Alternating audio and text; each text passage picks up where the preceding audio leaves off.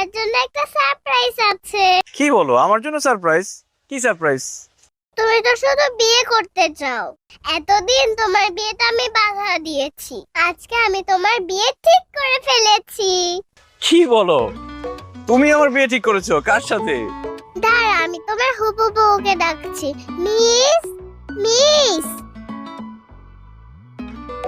এই হচ্ছে তোমার হবু বউ। আচ্ছা, কি বলো এসব তুমি? আমি ঠিকই বলছি বাবা, মিসের সাথে আমি তোমার বিয়ে ঠিক করে ফেলেছি। তোমরা দুইজন কথা বলো, আমি পাশে আছি। সরি, আপনি আসলে আশার কথা কিছু মনে করবেন না। আশা আপনাকে খুব ফলো করে।